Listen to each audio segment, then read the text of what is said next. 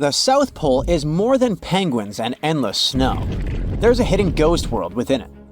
Look, it's right here on the globe. Don't confuse Antarctica with the Arctic, which is at the top of our maps. Much smaller in size, and, let's face it, way less mysterious. The ice sheet covering Antarctica is about 1 to 3 miles thick, which is up to 16 Eiffel Towers stacked on each other. This massive blanket hides the true features and contours of Antarctica's land.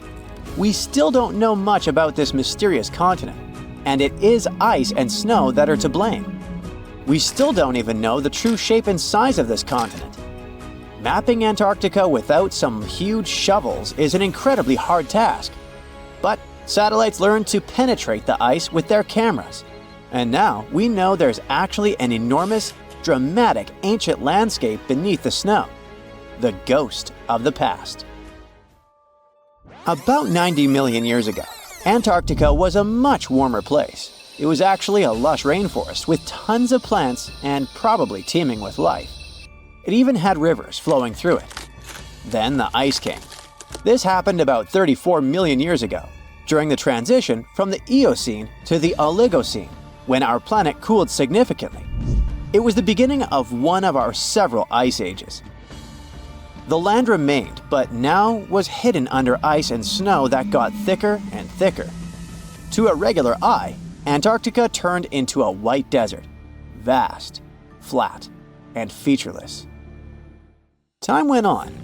This massive ice sheet moved around, smoothing and shifting the ground beneath it. Over the millions of years, it changed what the land looked like.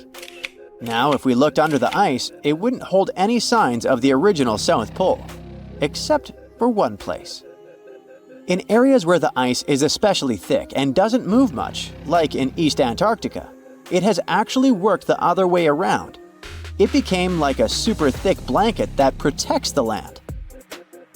Normally, things like wind or rain slowly wear away the ground over time, changing its shape. But since we have this protective ice blanket, it prevents these natural processes from reaching the stuff underneath. So, the ground stayed almost the same for millions of years, like it's been frozen in time. This special area near the Aurora and Schmidt subglacial basins has become the ghost of Antarctica's landscape. This place was barely touched even since it was first covered in snow 34 million years ago. This is a historical footprint, a place that can tell us what Antarctica's ground looked like before it became a freezing nightmare. As scientists peered under East Antarctica, they saw an amazing ghost. The traces of the rivers that were flowing there millions of years ago, various valleys, and some weird little islands, as well as 3 big chunks of land shaped like the letter U. Hey, what's that all about? You see, the continents on our planet are moving constantly, sliding along the red-hot lava mantle like cereal on milk. Over history, they came together and broke apart several times. Hundreds of millions of years ago, several continents were a part of one enormous Gondwana. Antarctica was one of them. It used to be one huge landmass. But when Gondwana broke apart, the poor continent got stretched by tectonic forces.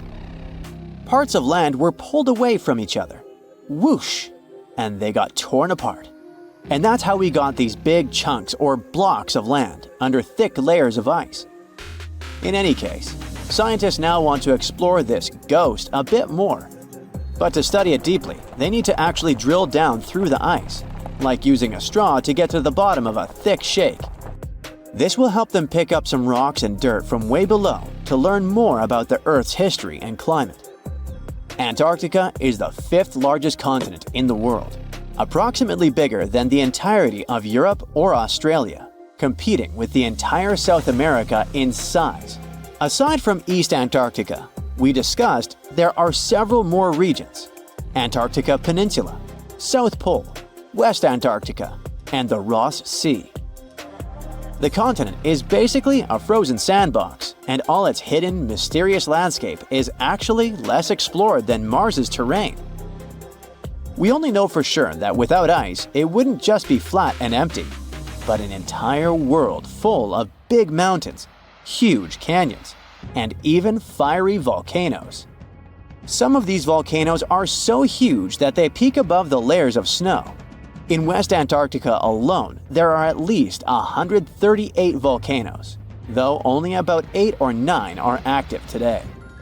One of the craziest ones is Mount Erebus, the southernmost volcano and the tallest one on the continent, about 12,500 feet high. And deep beneath the ice sheet, this guy hosts incredible, beautiful subvolcanic caves. The temperatures there are warm enough for t-shirts. The Antarctic Peninsula, or Lesser Antarctica, looks like a bunch of mountainous islands deeply underground. It has newer volcanic rocks that are part of the Pacific Ring of Fire, which is like a giant circle of volcanoes and earthquake zones around the Pacific Ocean. The Greater Antarctica is a huge part, almost as big as Australia. It consists of East Antarctica and the South Pole. Beneath the ice, it's a place of rocks that have been around for a very, very long time, including the special zone we mentioned. You probably know that Antarctica is nearly devoid of humans. No wonder, with a mean temperature of about -46 degrees Fahrenheit. But even though this place is horrifyingly cold and deserted, life still clings on. You guessed it, in the underworld. In 2017, scientists found DNA traces of algae, moss, and even possibly unknown small animals in the deep caves. That means that even in such crazy conditions, there are still unique ecosystems thriving in little isolated warm pockets beneath the snow. There was another incredible find beneath Antarctica's Ross Ice Shelf, a lively ecosystem vibing within an underground river. Scientists have long suspected that Antarctica's underworld should have some freshwater lakes and rivers. One day, a satellite spotted a groove there. They decided to explore it and used a hot water drill to melt their way through the ice. As they reached the underworld, they dropped a camera into one of those hidden fresh rivers. And at first, they thought they'd find just some rocks or something. But instead, they stumbled upon hundreds of amphipods, tiny shrimp-like creatures. Little ones instantly swarmed around the lens. Shrimps blocked the camera and scientists couldn't check out what they wanted to. Pretty funny, but at least that means that there really is an important ecosystem deep within Antarctica. Now, they're gonna explore it. And all this is just the beginning of the mysterious underworld. Antarctica's snow also hides the deepest canyon on Earth under the Denman Glacier. Well, Mariana Trench is still the deepest point on Earth, but it's a part of the oceanic crust, geologically speaking. Also, in 1958, explorers found a huge mountain range under the ice, as big and tall as the famous Alps Mountains. The range stretched for about 745 miles with peaks as high as 1.7 miles. And all this magnificence is buried under tons of ice. Who knows what else we might find there? Antarctica holds about 60% of our entire planet's freshwater, which means it would be pretty bad if it melted. For example, there's this Doomsday Glacier, officially known as Thwaites Glacier. It's a huge ice formation, about the size of Florida, and it's melting right now. Every year, the sea levels rise by 4% because of it. If this guy melts away completely, the sea levels all around the world will increase by 2 feet, which might not sound like a lot, but it would be catastrophic for coastal areas. Luckily, researchers have found that even if its ice shelf were to collapse in the next 50 years, the glacier itself wouldn't retreat as quickly as they feared. It's still losing ice rapidly, but it would be quite a slow process.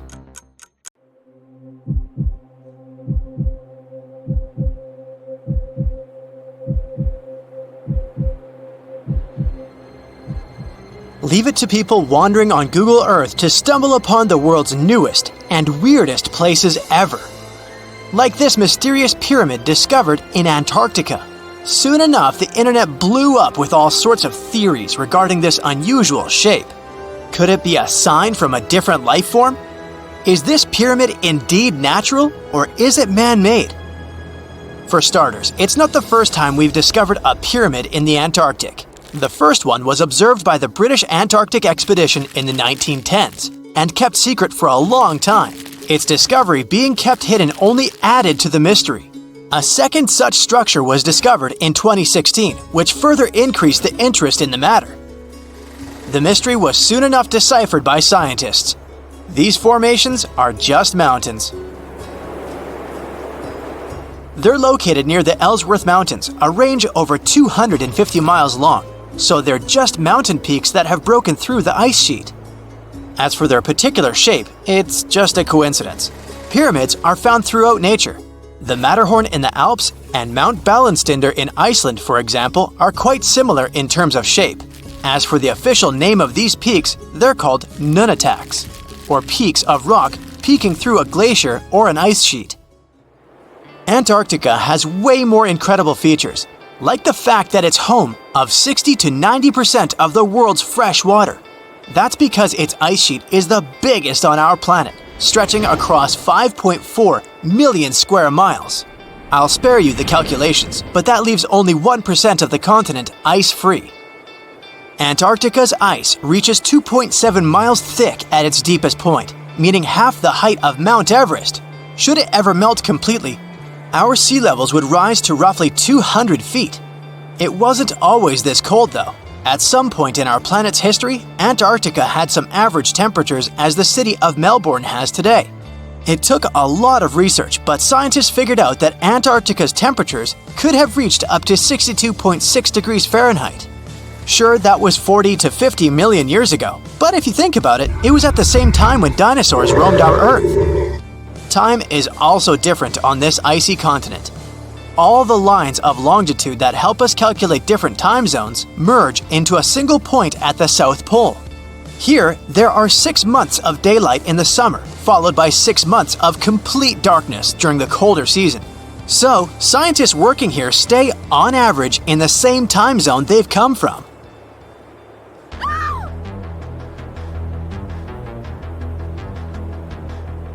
The Blood Falls aren't a chapter of a thriller movie. They are merely a series of waterfalls located in one of the driest regions of Antarctica. They emerge from an underground lake filled with a special type of bacteria. These little organisms use sulfates as fuel instead of sugars, which makes them very intriguing for scientists. The water contained in this lake is so full of iron that it basically just rusts when it meets air. So, the reddish color of the waterfall also gives it its trademark name. The megalodon was the largest predator ever known in our planet's history. In terms of its location, the megalodon lived practically in all waters on our globe, except near the poles. The reason why there were no megalodon teeth found in Antarctica is probably because the gigantic creature was adapted to only warm tropical and subtropical waters. If you plan to visit Antarctica by boat someday, just know you might not get there on a non-metallic boat. The hull of your transportation device must be made of either steel or aluminum to withstand the harsh weather conditions here. Antarctica isn't home to a lot of bugs. In fact, there is only one true species of insect that calls this place home. It's a wingless midge called Belgica antarctica. This fly is so tiny that it only reaches 0.08 to 0.23 inches long, but it's still the Antarctic's largest terrestrial animal. A lot of Antarctic fish also come with an antifreeze substance in their blood. They don't necessarily need it for protection against the cold temperature, but mostly against touching ice. These antifreezes are made up of large glycoprotein molecules. They surround any small ice crystals that may form, making sure they don't spread through the animal's tissues, which could cause a lot of damage. They also create a sort of small pillow blocking the sharp ice crystals, so they're less likely to cause any pain. It also doesn't rain a lot here on this icy continent, but one amazing meteorological quirk of Antarctica is that it's full of diamond dust.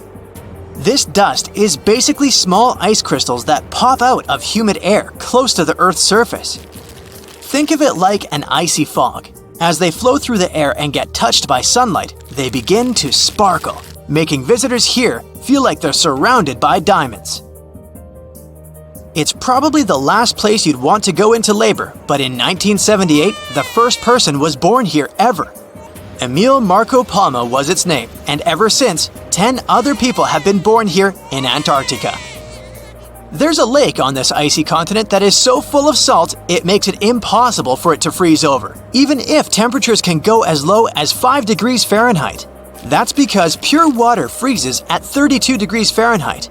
Water that has salt in it, or any other substance for that matter, will freeze, but at a way lower temperature.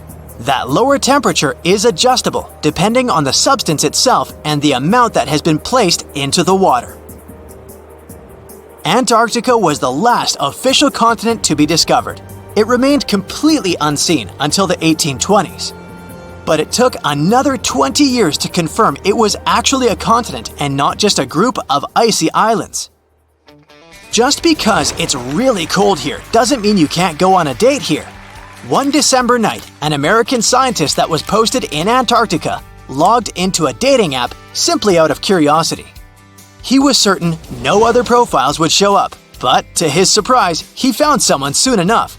Another researcher who was stationed just 45 minutes away, by helicopter of course. They eventually got together and went on the first date in Antarctica ever recorded. Apart from ice, this continent has something else way more abundantly than any other piece of land on Earth: meteorites.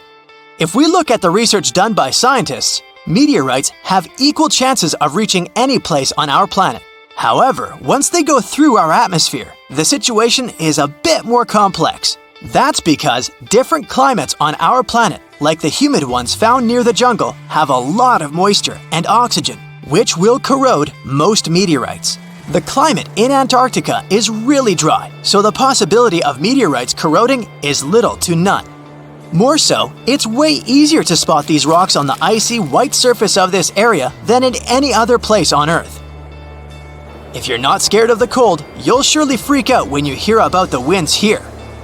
That's because Antarctica is for the most part the windiest place on Earth. Wind speeds have been reported here to reach even 200 miles per hour.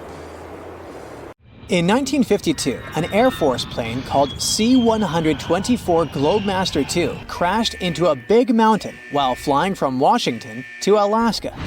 Sadly, everyone on board, 52 people in total, didn't make it. The bad weather at the time made it hard to find the crash site, and even later, any attempts to locate it failed. But in 2012, a helicopter crew doing a training mission spotted the pieces of the crashed plane on a glacier called Colony Glacier in Alaska. They started looking for more pieces and confirmed it was indeed the missing plane. Since then, every summer for about a decade, different military groups have been helping in an operation called Colony Glacier. They've managed to identify 40 out of the 52 people whose lives were lost in the crash. The soldiers taking part in this mission take their promise seriously to never leave a fallen comrade behind. They believe it's their duty to bring back those who didn't make it. Another discovery comes from the Alps. In 1991, some hikers exploring the picturesque Alps stumbled upon a human body. It was half frozen in ice at the top of a mountain pass between Italy and Austria. At first, the local police thought it might be a mountaineering accident.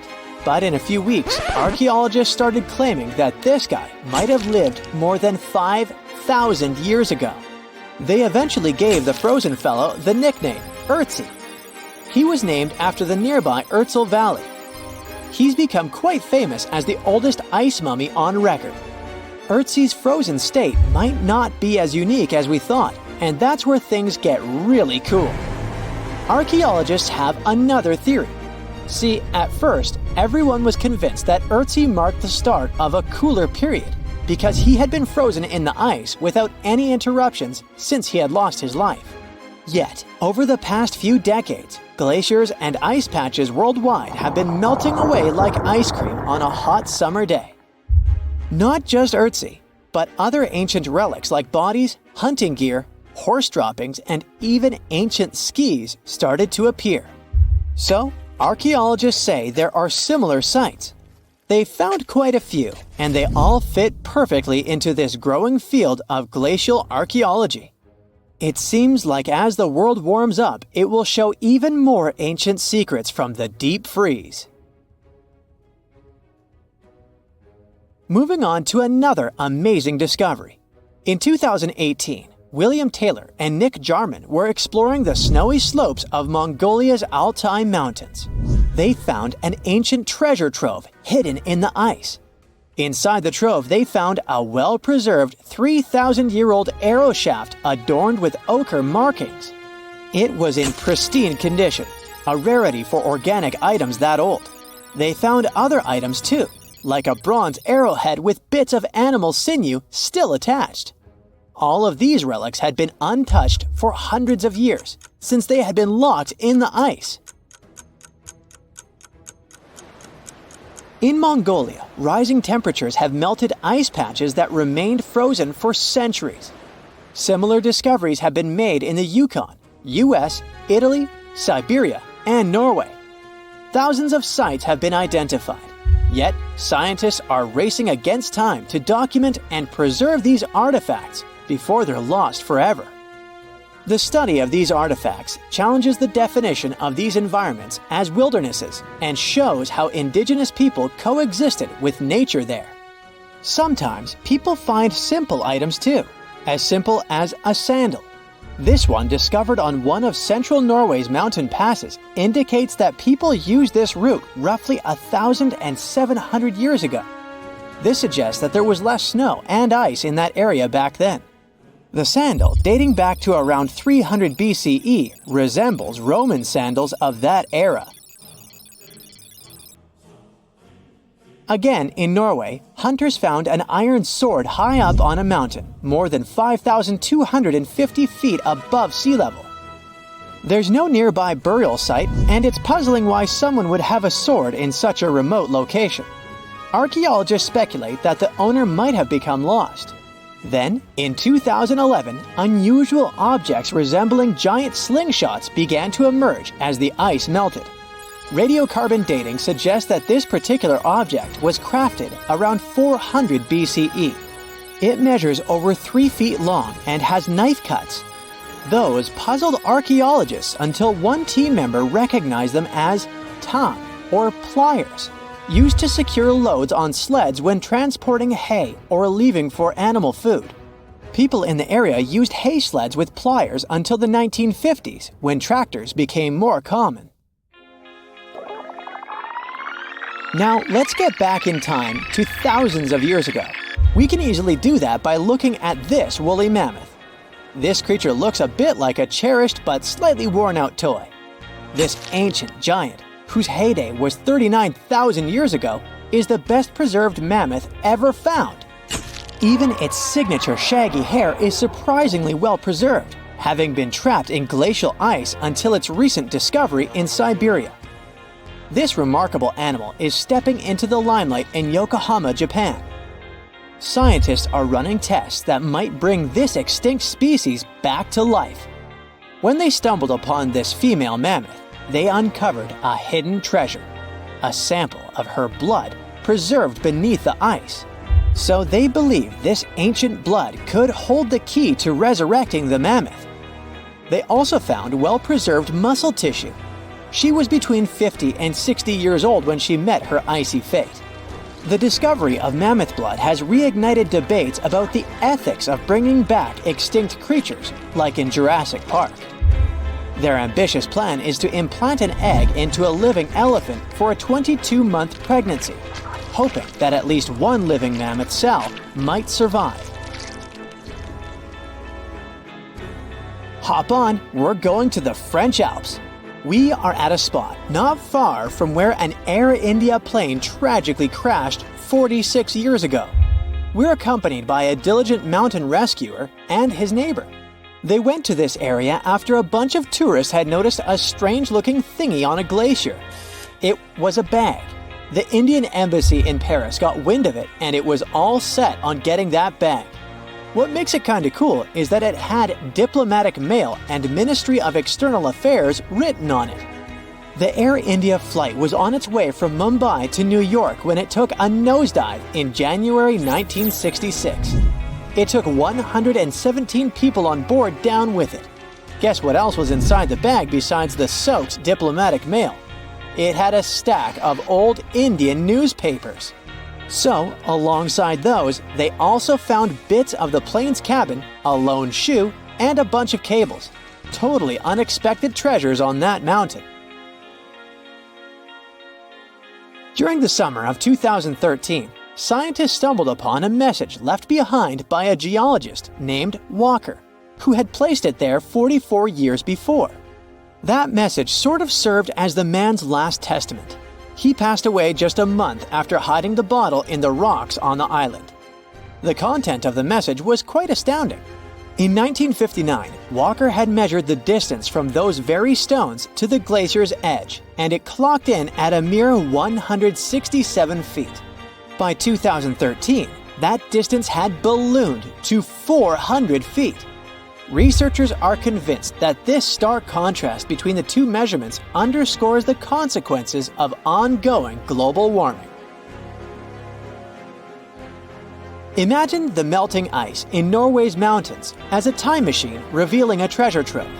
Nearly 800 Viking artifacts tucked away for over 1,000 years have been unearthed. They give us a peek into the bustling trade networks of the Viking era and the critical role of the mountain passes in this ancient commerce. Among the finds are leather shoes, cozy woolen mittens, stylish tunics, feathered arrowheads, horseshoes, walking sticks, and kitchen gadgets from the Viking chef's toolkit. There are even Viking pack horse souvenirs. These artifacts provide us with insights into ancient travel habits and the peak times when those paths were bustling with activity, and give us a glimpse into the lives of adventurers. Do you know that NASA explores not only stars, planets, galaxies, or black holes? Hard to believe, but yes. The agency also works on discoveries here on our home planet Earth. So what has NASA recently discovered? Is there life under the ice? While they were analyzing data recently, they discovered something unbelievable hiding under Antarctica's ice. And this discovery not only changes everything we know about the whole water system of the Earth, but it may also help with research about life in space. Humankind's existence might depend on understanding Antarctica and its secrets. So, the recent discoveries reveal vital information about our survival. But before we continue, let's see how much you know about this place, where it's only ice as far as your eyes can see. Antarctica is one of the world's 7 continents in the southern hemisphere. It's the 5th largest continent in terms of total area, and that means it's almost twice the size of Australia. Want to see real meteorites? Go to Antarctica. Due to its dry climate, Antarctica is one of the best places to observe space. But what's even greater is that you can find meteorites on the white surface of the continent. Scientists have already plucked about 45,000 meteorites from the ice, and they think they can see another 300,000. Since there aren't many terrestrial rocks there, it's easy for them to spot them, thanks to their dark color. Antarctica's dry desert environment also helps preserve them, even the ones that fell to Earth more than 1 million years ago. And can you imagine any volcanic activity in Antarctica? It's hard. But this place is where fire meets the ice. West Antarctica is where most volcanic activity occurs. Scientists recently found that 138 volcanoes exist in West Antarctica alone. Wow! You would think that Antarctica is always cold, but no.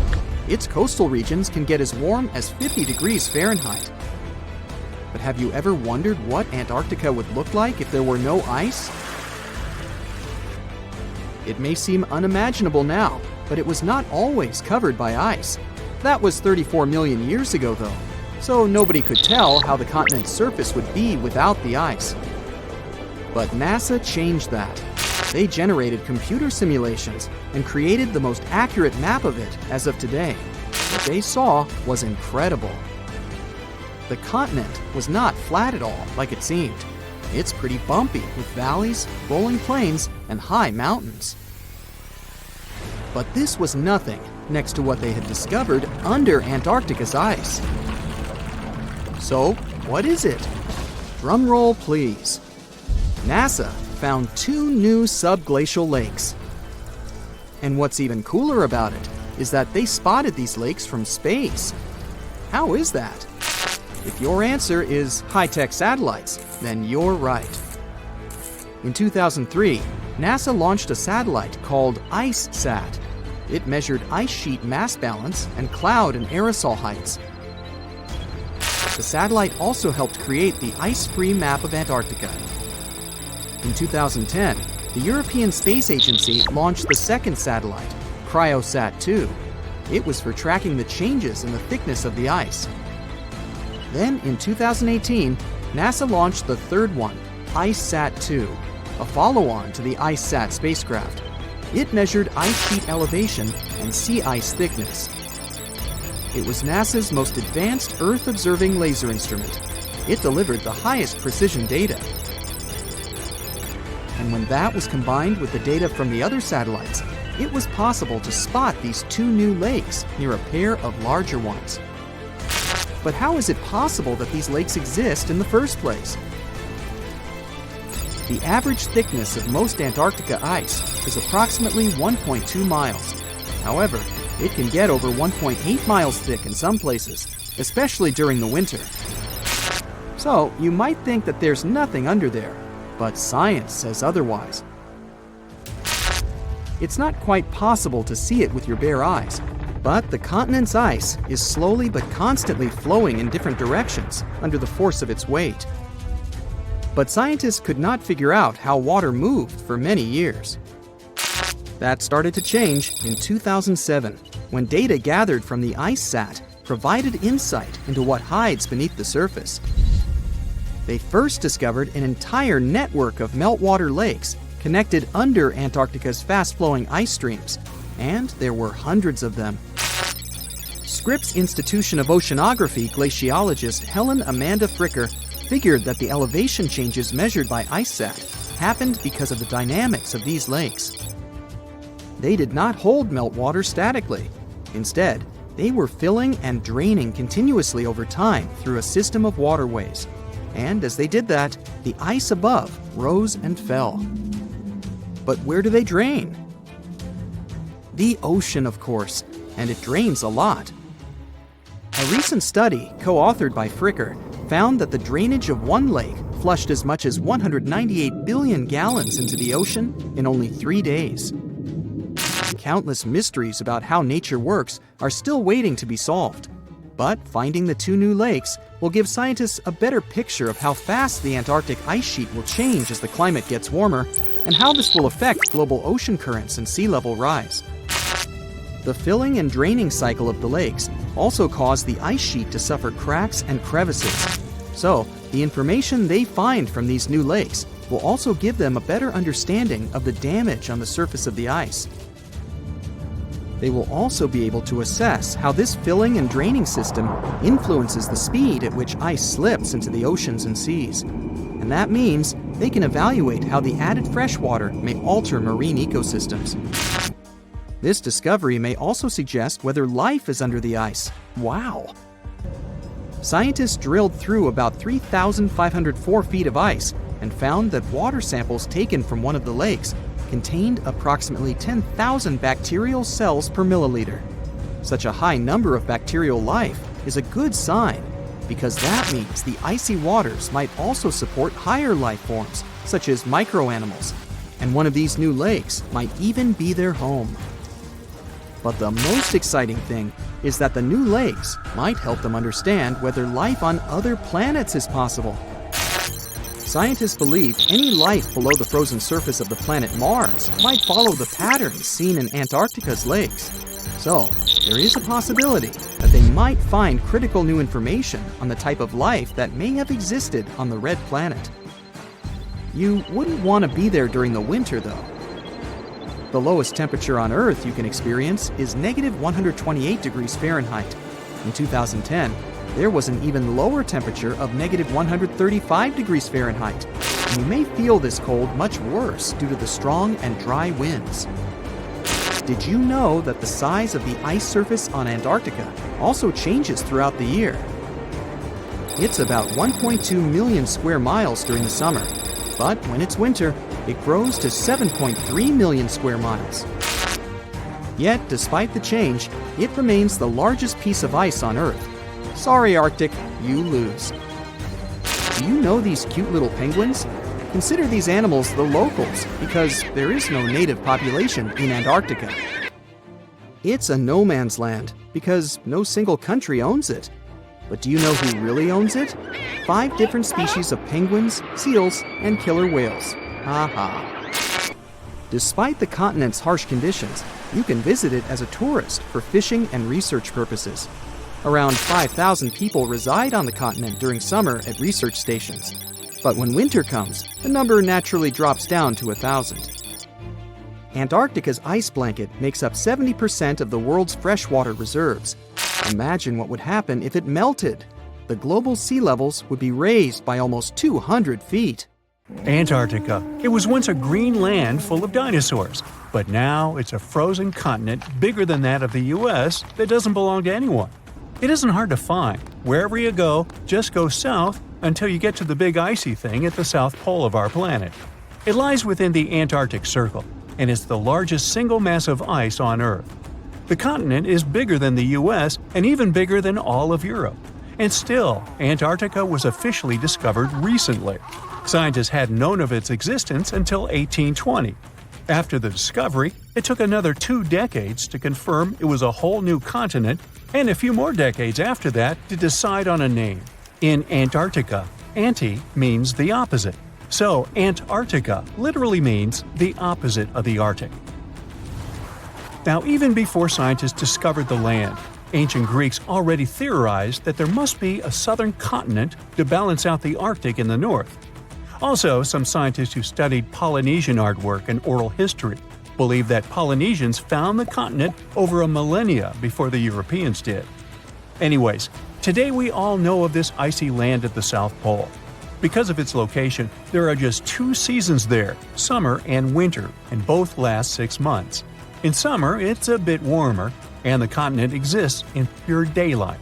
And in winter, it's dark all day long. 98% of Antarctica is ice.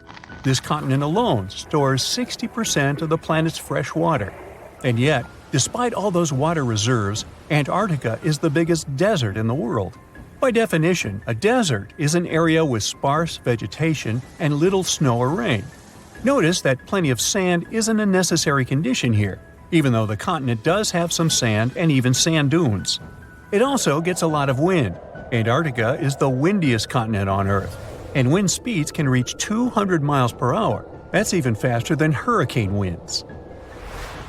The little snow the land gets never melts. It just builds up over time, for centuries and millennia. So there's a thick ice layer there. This makes Antarctica full of hidden secrets. There's a whole new world underneath its ice. For example, there are a lot of mountains on the continent that are like 9,000 feet tall. It's taller than 3 Burj Khalifas stacked on top of each other, if we must, and that's currently the tallest skyscraper in the world. But we don't see all those mountains because they're all hidden under the ice sheet that's almost 16,000 feet thick. There's also a lake down there, beneath over 11,000 feet of snow.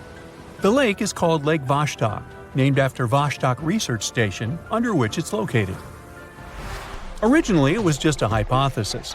Over a century ago, a scientist suggested that the huge pressure created by tons of ice could decrease the melting point of ice in the lowest layers of the ice sheet, creating liquid water, which could form a lake. He didn't prove his ideas in his lifetime, but others continued his work and confirmed that this theory was true. There's also a canyon in Antarctica, hidden underneath huge masses of snow too. It's deeper than the Grand Canyon we have in Arizona. There is a mountain range that divides the continent into 2 parts, East Antarctica and West Antarctica. The western part of the continent is experiencing higher temperatures and is starting to melt. If West Antarctica melts and releases its stored water, it will raise the average global sea level by about 16 feet.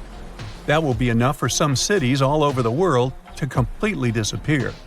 Perhaps the first to turn into a water world will be Thailand's capital Bangkok, which is just 5 feet above sea level. Then it will be Amsterdam in the Netherlands, followed by Ho Chi Minh City in Vietnam, Cardiff in the UK, and New Orleans in the US. People do a lot of work in Antarctica now, residing there for many months at a time to study this mystery of a continent. Over the years, even a few children were born there. But it's not a country, and the land doesn't belong to anyone. It's governed by the Antarctic Treaty System, an agreement of peaceful research and collaboration that suspends all territorial claims. It was first signed by 12 nations, and now there are 59 supporters, half of whom have decision-making powers. The continent is occupied all year round by researchers from all over the world. There are about 5,000 people living there in summer and about 1,000 in winter. Yet no one is a permanent resident there. People come and go, and the scientists take turns spending time there. The average yearly temperature there is negative 30 degrees. But there was a time when Antarctica was about as warm as Melbourne, Australia is today. It was about 40 to 50 million years ago. I wasn't around then. But the continent had green forests and dinosaurs roaming its land, chilling in the sun in a 63-degree Fahrenheit environment. That was before penguins. In our age, it's so cold that you won't even find any trees or bushes in Antarctica, just the snow. The only plants that can thrive in such extreme temperatures are lichens, moss, and algae. People can't stand such freezing conditions for lengthy periods of time either, so the continent has never had any indigenous population. Well, that is, if we don't count penguins, seals, whales, and a few other types of birds that live there now. Antarctica's fauna is the scariest and least diverse on the planet because only a few organisms can withstand its harsh conditions and because non-natives aren't allowed to be brought there. So, if you decide to travel to Antarctica with your cat, well, you can't. Hey, I don't make the rules. But those few species that live on the South Pole totally own the place. There are no more than 5,000 people there and around 20 million penguins. They are a kind of settlers, though. Penguins' first ancestors lived in Australia and New Zealand. There are still a few penguin species there, including the smallest penguin on Earth that is just 1 foot tall. Still, most of the penguins migrated to Antarctica at some point, possibly because they were attracted by the greater food supply there. It's not the cold that made them like the land. It turns out, most penguins leave the continent when the summer ends. The only ones that stay there are male emperor penguins, and they do it to warm and protect eggs left by their mates. But where do all the other penguins go? At first it was a big mystery even to scientists, but then they attached some tiny location devices to the legs of a few of these animals and figured it out. Penguins go to live in the southern oceans while it's too cold in Antarctica. None of them go ashore for half a year until they get back to the continent. When they come back, it's when those eggs, left for male penguins to nurture, start hatching, and so penguin families can be together when it happens. Penguins eat different fish, and the ocean is full of those despite its cold temperature. In some areas, water can reach below freezing temperatures because it's salty. But fish don't freeze there because they have antifreeze proteins in their bodies. Then there are also about 1 million seals in Antarctica. They like fish too, and they can hold their breath underwater for 2 hours. They see way better underwater than in the bright light of the day, and they also use their whiskers to locate food. Their breathing holes in the ice can freeze while seals are away, and they must use their teeth to make a new one. Seals can even sleep underwater and then resurface occasionally to get some air without waking up. I can appreciate that. So, there's a mysterious doorway in the middle of Antarctica. Some people think it's Bigfoot's vacation home, or a shuttlecraft from Star Trek, or maybe a door to Agartha, a mythical kingdom some people believe is located in the center of the Earth. Well, the scientists debunked all these poetic theories and explained that what looks like a mysterious doorway is located in an area of fast sea ice. It's offshore of the coast and is full of little islands with shallow water around them. When ice flows around hard rocks hidden underneath, it can create patterns that look odd but are totally normal. In this spot, the ice is thin, so the rocks underneath have a big effect on how the ice moves. The cold winds in Antarctica also shape the ice and snow and make it look like they're lines and shapes. So, the mysterious doorway is just a rocky ridge poking out because the ice has melted a little. The top of the doorway is the tip of the rock, and the sides are snowy trails left by strong winds blowing in the same direction. It's essentially an iceberg that got stranded and is melting in one place. One YouTuber found another out-of-place mysterious object more than 150 miles off the shore of Antarctica, a 400-foot-long ice ship. The internet went wild with theories like that the ship must have ended up there right from the Bermuda Triangle. But there was no scientific proof that it was a ship and not just a large chunk of ice. And once some other internet users revisited the place, they noticed the ice melted in the summer and the hypothetical ship was gone. Another mysterious Google Maps find in Antarctica was a pyramid.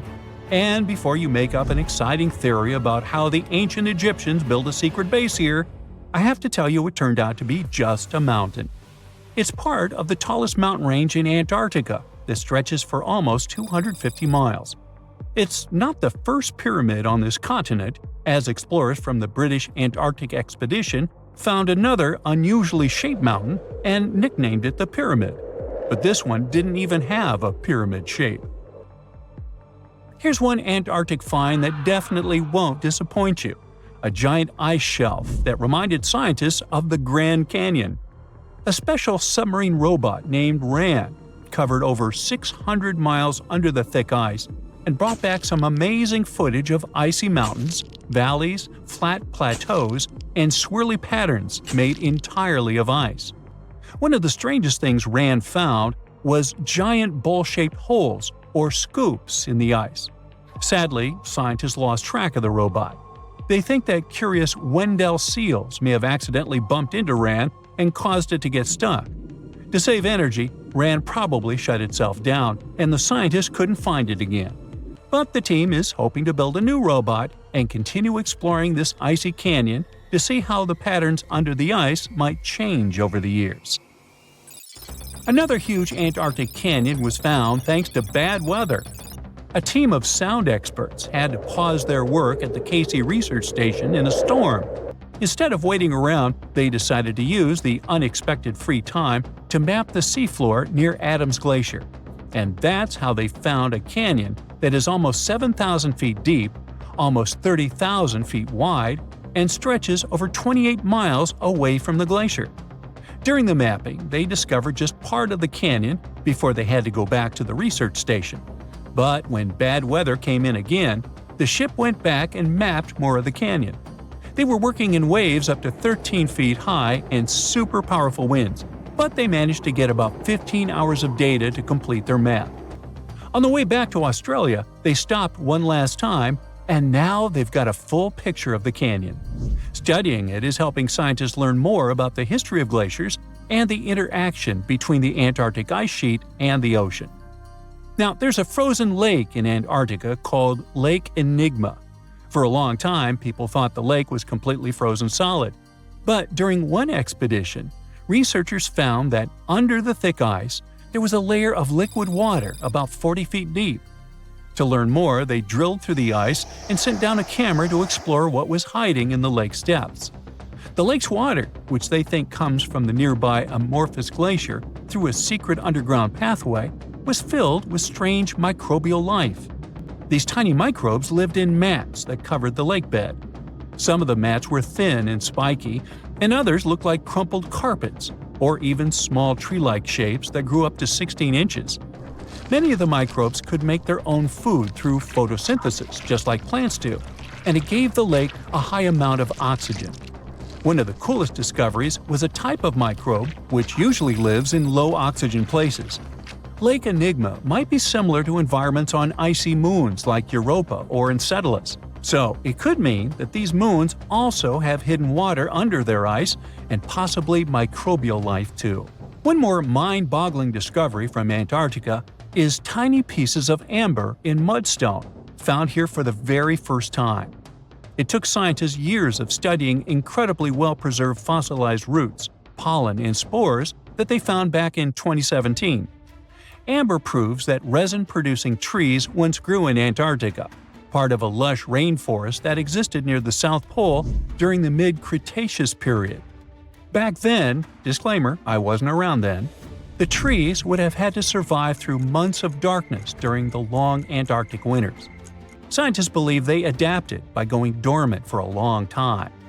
The amber pieces the scientists found are tiny, but they are beautiful shades of yellow and orange with bumpy surfaces that show how the resin flowed out of the trees. This resin likely leaked out to protect the trees from insects. It was preserved because water quickly covered it and kept it safe from sunlight and air. A scientist was browsing through satellite images for brown trails of penguin waste and found 4 new colonies of emperor penguins at the base of the globe. These new colonies likely have been around for years, though 3 of them are rather small, with fewer than 1,000 breeding penguins each. One of the new colonies was found close to a place called the Lazarev Ice Shelf, where there used to be a larger penguin colony. They thought this colony went extinct in 2019, but it seems the penguins have just moved a bit because of changing sea ice conditions. So studying them can help us learn more about how emperor penguins adapt to changes in the environment. Now, there used to be a giant river system in Antarctica 40 million years ago. Researchers found proof of it after studying soft sediments and hard rocks from the frozen seabed. They looked at tiny bits of radioactive elements, like uranium and lead, and learned that the deeper dirt came from the time of dinosaurs. The dirt closer to the surface was younger and had an interesting pattern, like the kind you see in river deltas today, such as in the Mississippi River or Rio Grande. Scientists found tiny signs of life in the sand. The river that once flowed here started in the Trans-Antarctic Mountains and traveled 930 miles before it reached the sea. Researchers kept studying newer layers of dirt from about 20 million years ago. They hope this will help them predict what the Earth's weather patterns might be like in the future. The Javari Valley in Brazil is an untouched jungled area of 33,000 square miles, slightly larger than Austria. This place is protected to stop outsiders from entering. This isolated area is home to one of Brazil's largest indigenous territories. Here, uncontacted tribes with no understanding of the outside world can live peacefully in the jungle. Observation is only made by officials from the air. It provides a small glimpse and a better understanding of how early hunter-gatherer societies once lived. Up to 3,000 inhabitants, within 14 different tribes, live deep inside the reservation, in up to 19 villages. This makes the Javari Valley one of the largest concentrations of isolated peoples in the world. It's illegal for outsiders to enter this area, as contact with outside humans would be volatile to the natives' health. These remote tribes haven't evolved an immunity to the many bacteria that we have, so it's crucial they are left alone. Within the Vatican, there is a massive secret storage room. It contains up to 52 miles of shelving for archives that date as far back as the 8th century. It contains many significant letters, books, and other documents from notable people collected by the Vatican. One letter from Abraham Lincoln here is from the 1860s, discussing the progress of the USA with the Papal States. Another is from Queen Mary of the Scots when she sought help from the Pope in 1587. And there are even documents regarding the trial of Galileo in the 17th century, as he questioned the true movements of the Earth moving around the Sun. There are 1,200 years of documentation regarding world events. However, most of it is secret, as access is only provided to academic researchers. And to be one of those, you will need to be the minimum age of 75 and must renew your request for access to the room every 6 months. And even then, while you poke through the secret documents, you are under constant supervision of the Swiss Guard. With so much secrecy, it would be interesting what else could be hidden in these confidential documents. Halfway between Hawaii and Australia lies the lonely Howland Island. It has a long history of being an isolated and unforgiving location. Since 1857, Miners spent 2 decades extracting bird droppings that were centuries old, a valuable fertilizer at the time. The island was abandoned until 1935, when the USA attempted to make a colony there. They were excited to build its first airport. They expected it would one day be a great location for a stopover flight, creating an easier connection from Australia to California. A flight path had even been prepared on Howland Island for the arrival of Amelia Earhart. It was all set up as a landing point for her circumnavigational flight of the globe. Unfortunately, Amelia lost contact before making it to the Isle. The dream of the airport to be used on the Trans-Pacific flight path was abandoned, and the colony soon dispersed with no further attempts to repopulate it. But the island is now a protected reservation for the fragile ecosystem that surrounds it. It's visited once every 2 years to assess the regeneration of wildlife, and no one is allowed to enter without official authorization. Heard Island is an offshore territory of Australia. 80% of it is covered in ice, and it has the country's only active volcanoes. It's also surrounded by glaciers, with the highest descending to sea level from 7,900 feet. If you're lucky enough to gain authorization to access the island, you can do this only by sailing 4,000 miles across rough seas. After you've successfully sailed the long voyage, you'll find yourself in this uninhabited 142 square mile territory. Congrats! You've made it to one of the most isolated places in the world. Only whalers and sealers sometimes lived here until the 1880s. And since these whalers left, only researchers have made the daring voyage. Since 2011, no one has returned. All the buildings have broken down over the years from the extreme weather, so it's not the best option for a vacation. With freezing temperatures and powerful winds that can reach 110 miles per hour, only the hardiest of plants and animals can survive this place. In France, there's a network of caves called the Lascaux Caves that provides artwork that is truly unique. Wall paintings that date back 17,000 years ago from the early Magdalenian age provide around 6,000 images. They decorate the walls, giving a great insight to what types of animals existed in that ancient period. Some of the animals portrayed have been extinct in France for thousands of years, like the ancient aurochs and rhinoceros. Painted in a mixture of red, yellow, and black colors, made from several different mineral pigments, the pictures depict what hunter-gathering societies hunted from the region. But the ingredients were vulnerable from tourists' visits, which were then stopped in 1963. The carbon dioxide from the visitors' breath and presence of light caused lichens, crystals, and molds to appear in the caves, which provided potential damage to the minerals of the paintings. These caves are now heavily restricted for entry, but replicas of the paintings have been made available to provide a similar experience. Canada is the second largest country in the world, although the northwestern part is mostly unpopulated. One island in this area, Devon Island, is the largest uninhabited island on the planet. It covers a massive area of 12,000 square miles, almost the same size as Croatia. People struggled to live in this desolate land. The Inuits tried for a while, but even they decided to give up on this unforgiving land in the 1930s. With low precipitation on the island, harsh winds, and freezing temperatures, it can only support microclimates of vegetation. Settlements were also abandoned in 1951, since they weren't economically viable with the limited resources Devon Island had to offer.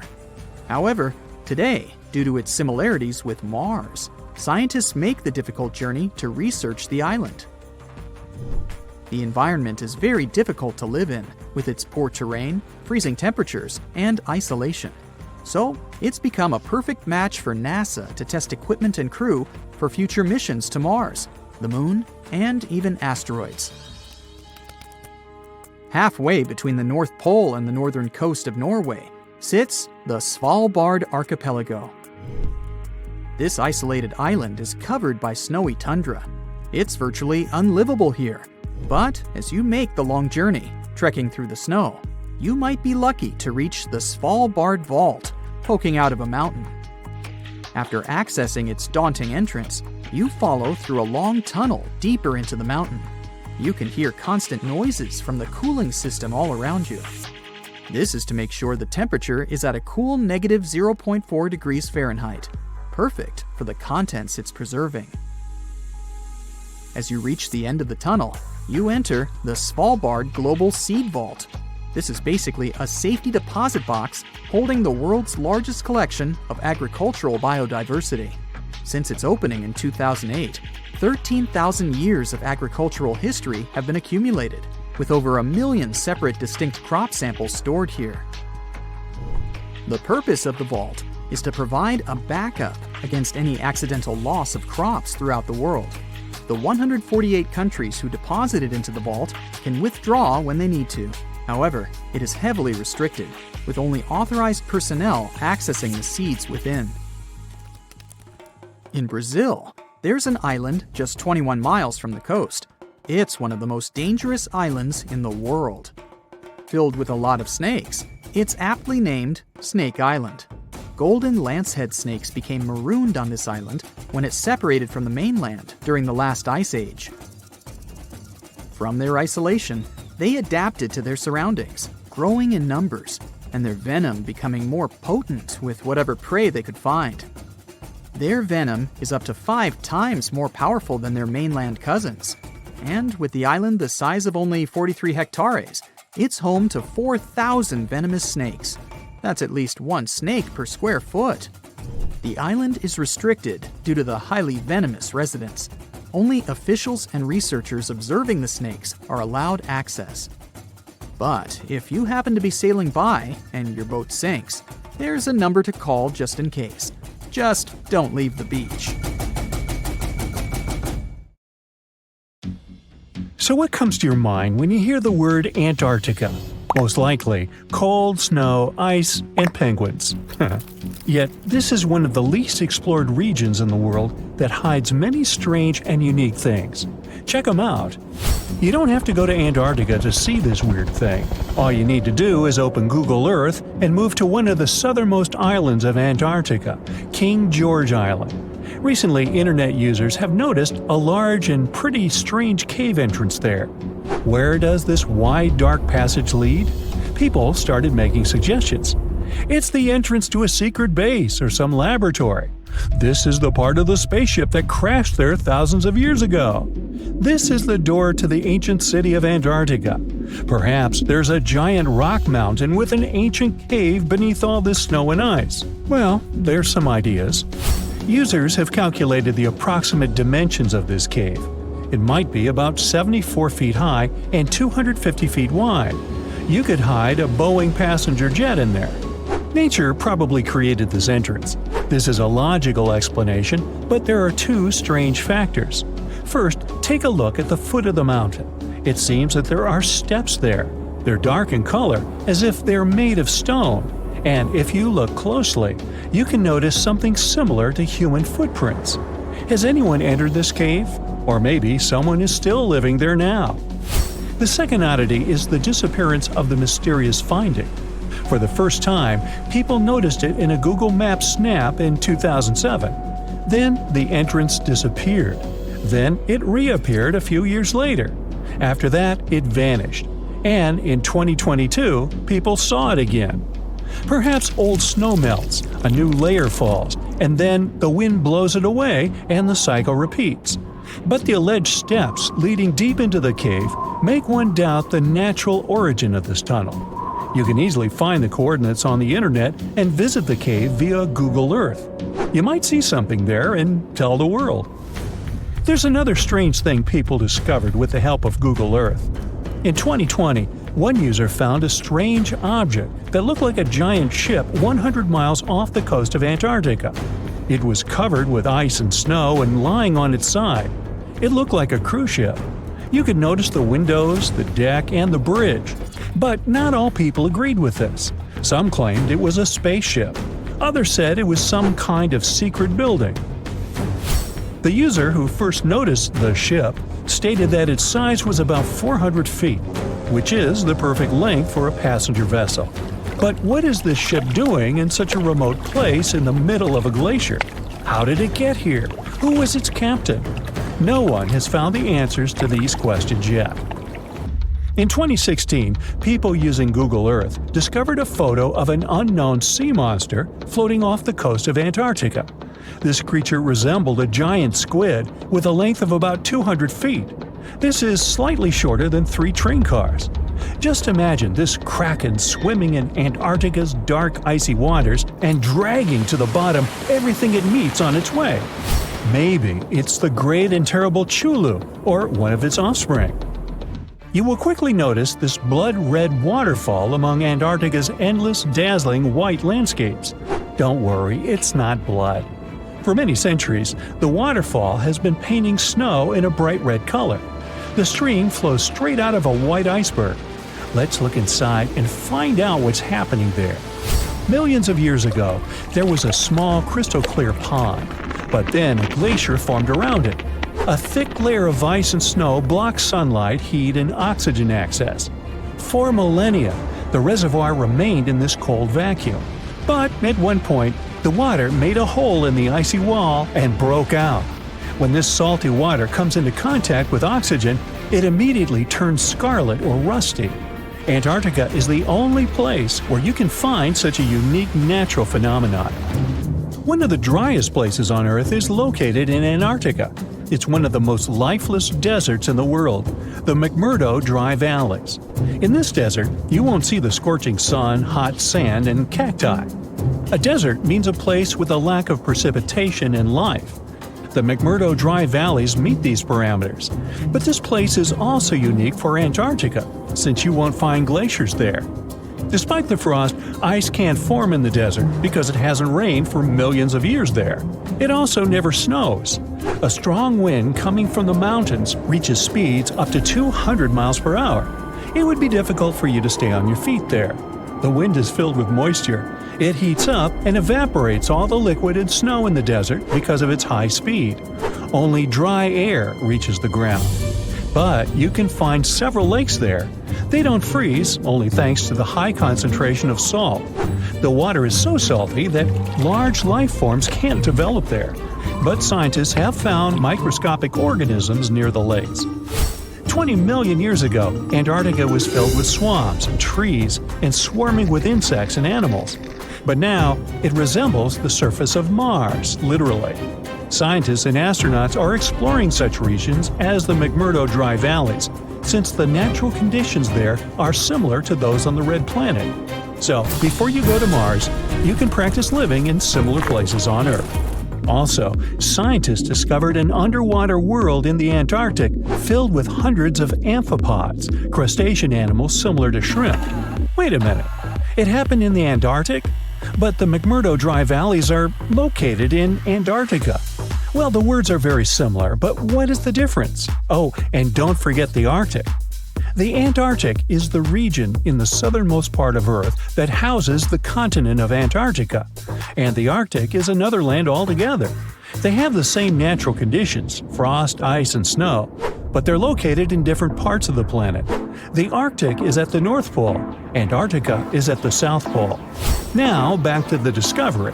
Scientists put forward theories that the ice of the Antarctic hides a vast network of freshwater rivers and lakes.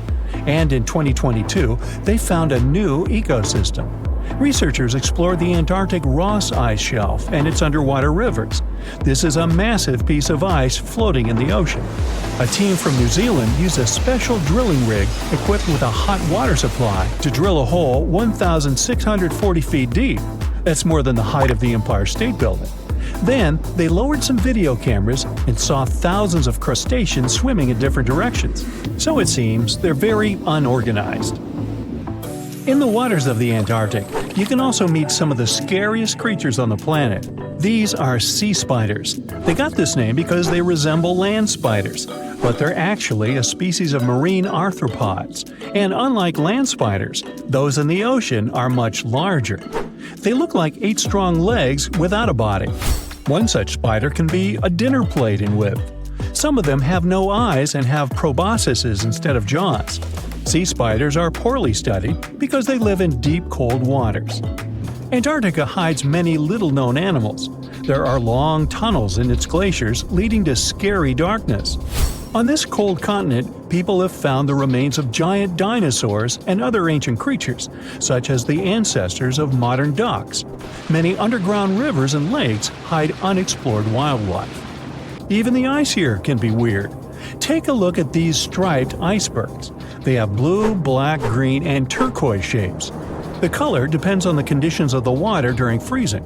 For example, green lines appear because of algae, blue ones form when the water freezes too quickly. Okay, I'm freezing. Time to go thaw somewhere warmer. Hawaii. Yeah. We've all dreamed of visiting the Arctic and witnessing the natural wonders of polar bears frolicking on ice floes or the aurora borealis dancing across the sky. Well, sorry to break it to you, but you won't find any tourists flocking to Antarctica anytime soon. Why, you may ask? Let's dive into it. First off, where is Antarctica? It's located in the southern hemisphere, specifically at the South Pole. The Southern Ocean surrounds it, and most of the continent is covered by ice, making it one of the most remote and frigid places on Earth. Now, have you ever met someone who's visited Antarctica? Probably not. It's one of the least visited places on the planet, and only a handful of lucky explorers have seen its interior, which is mostly made up of glaciers and ice fields. But trust me when I say the wildlife and scenery are out of this world. Why shouldn't you travel to Antarctica? Well, for starters, the environment is incredibly fragile and can be easily damaged. Plus, there are no native human populations on the continent, so your travels would essentially be like visiting an uninhabited island. And let's not forget that it's also one of the most expensive destinations to travel to. Despite all that, Antarctica is not exactly guarded like a fortress, but there is an international agreement called the Antarctic Treaty. This treaty was negotiated to prevent any unwanted activity on the continent and bans some forms of testing done there by member states.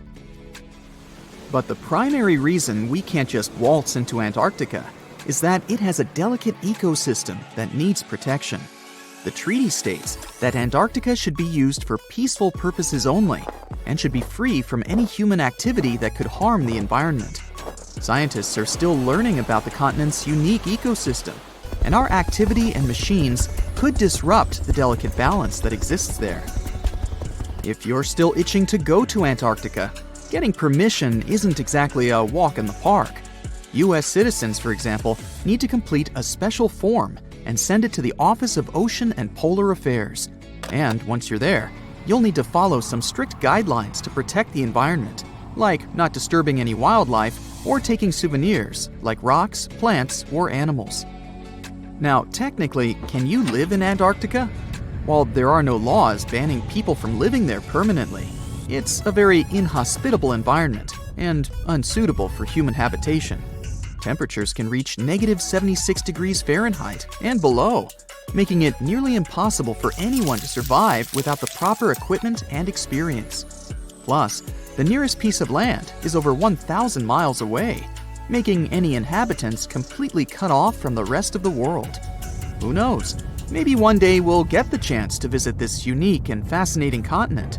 But until then, let's admire it from afar. Let's now talk a bit about the discovery of Antarctica. Unlike other places that were already inhabited, Antarctica never had a native human population. Ancient Greek philosophers had an idea about the continent and called it Antarctos, meaning opposite the bear. The bears it refers to are not the polar ones though, but rather the Great and Little Bear constellations, which are only observable in the northern hemisphere. As a result, the term signifies the opposite of the land of the bear. Whaling and sealing voyages in the late 1700s and early 1800s would venture further south when rounding Cape Horn at the tip of South America. It was known that going further south often meant stronger winds, but also the risk of hitting floating ice of all sizes and of winds and seas that could prove dangerous to the ship and crew. Captain James Cook was the first to cross the Antarctic Circle on January 17, 1773, in the Ross Sea region. He reached a point further north a year later, and though he didn't sight land, he came to within 50 miles and saw deposits of rock held in icebergs, indicating that a more southerly land existed. The first sighting of Antarctica is widely acknowledged to have taken place in January of 1820, during the voyage of two ships under the command of Captain Fabian Gottlieb von Bellingshausen, as part of a 2-year exploratory expedition around the world to discover new lands. The captain's ships were the first to have crossed the Antarctic Circle since Cook. The first undisputed landing on Antarctica didn't happen until much later, on January 24, 1895, at Cape Adare during the whaling voyage of the ship Antarctic, led by Henrik Bull. A small boat with 6 or possibly 7 men on board rowed ashore during calm conditions. You might not believe it, but Antarctica is actually a desert. With all that ice, you'd think it'd be like a winter wonderland with snowball fights and hot cocoa all day long. When we think of deserts, we picture camels and cacti and people struggling to find water.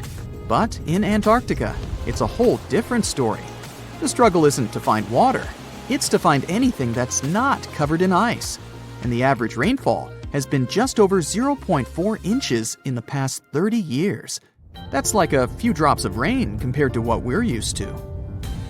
So technically, it's not the dunes or sizzling heat that makes a desert, well, a desert. It's the lack of precipitation. But don't worry, if you ever find yourself lost in Antarctica, you won't have to worry about getting thirsty.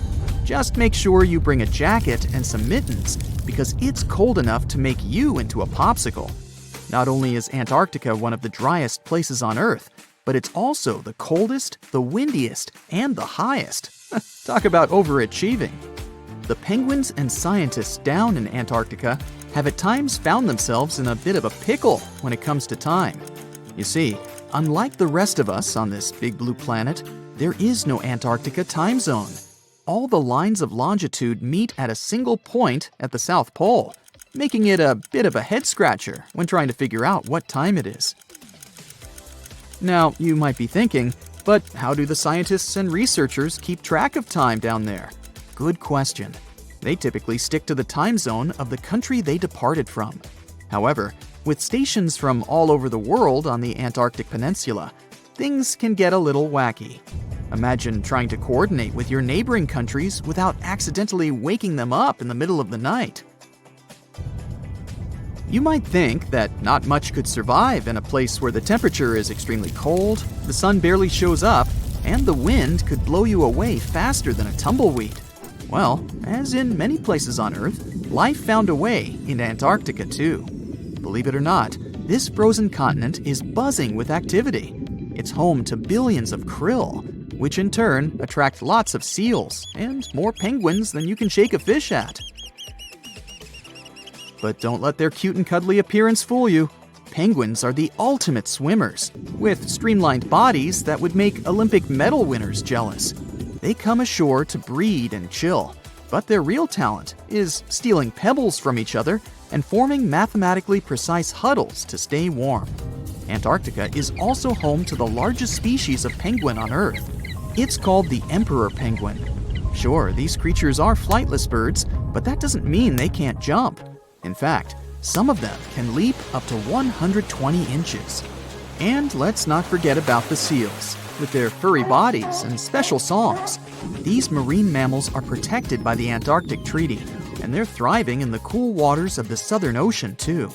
But the real stars of the show are the whales. During the Antarctic summer, these huge creatures show up in droves to chow down on the abundant krill. It's indeed like a whale buffet down there. Look at those lush coniferous forests and tundra. What a wonderland.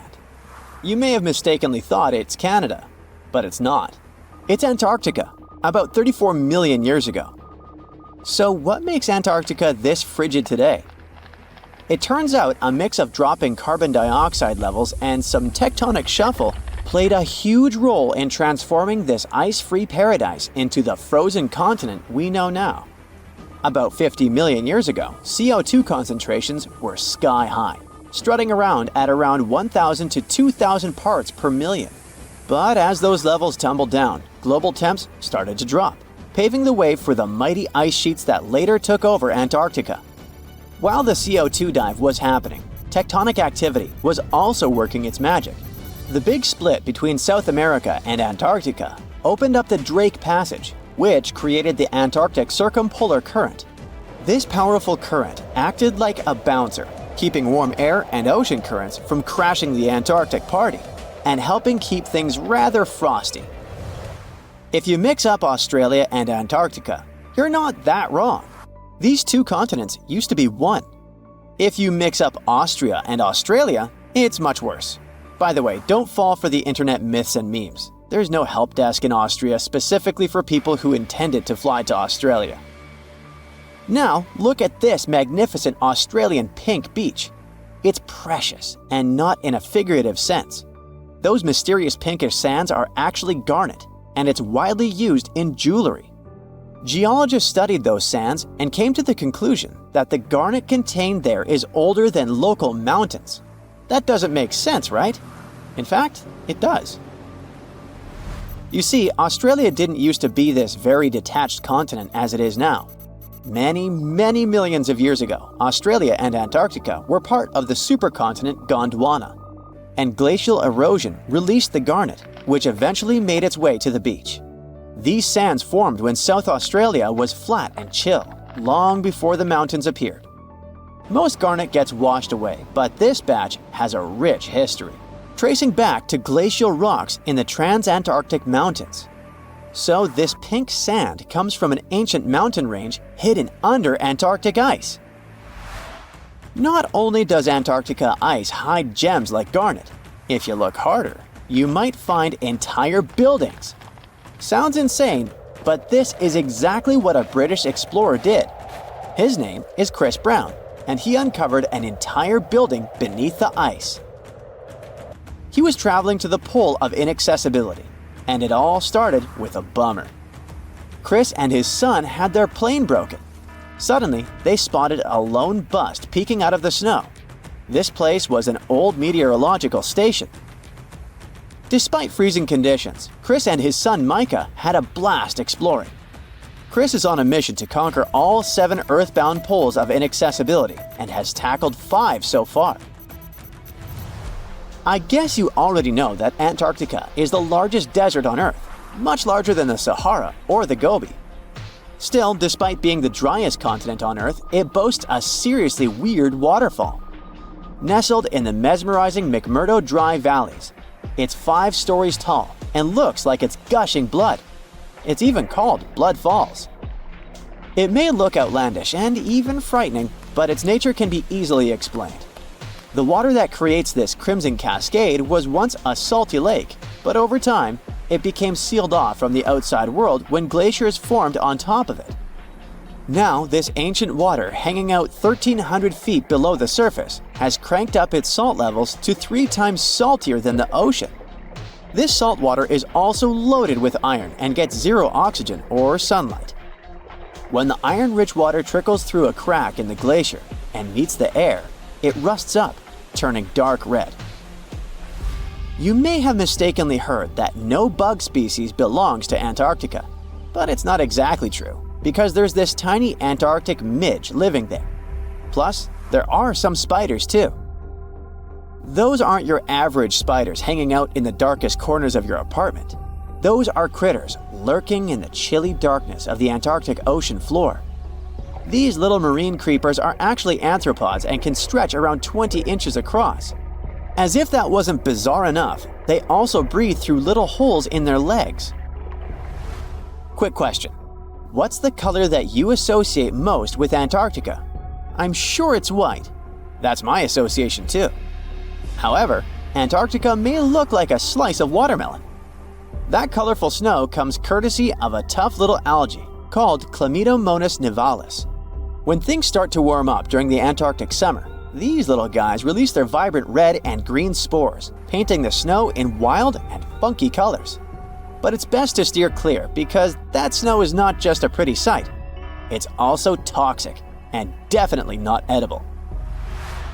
Searching for fossils is always a blast, but when you're in one of the most remote spots on the planet, it gets even more exciting. A diverse team of scientists recently hit the mother lode, pulling in over a ton of fossils from ancient marine life, dinosaurs, and birds from the late Cretaceous period, about 71 million years ago. Their adventure kicked off with a flight to South America, followed by a 5-day trek through the infamous Drake Passage. Upon reaching Antarctica, they set up camp using helicopters and inflatable boats. You might be thinking, why dig in Antarctica with all that ice? Well, it turns out there are places where rocks pop up, depending on the season. The team went to James Ross Island, located in the Antarctic Peninsula, and they went there during February and March. And that's one of the few parts of Antarctica where in summer, rocks are exposed, and those rocks can come from the age of dinosaurs. The expedition was a success, as they discovered over a ton of remarkable finds. Next up, the fossils will head to Chile before making their way to Pittsburgh's Carnegie Museum of Natural History. Among their discoveries, they found relics dating back about 71 million years, alongside some around 67 million years old, including plenty of snails, clams, and various marine creatures. Yikes! Look at this creepy sea worm. It could live in LA and be a star in a horror movie, but it chooses to call the chilly waters of the Southern Ocean near Antarctica its home.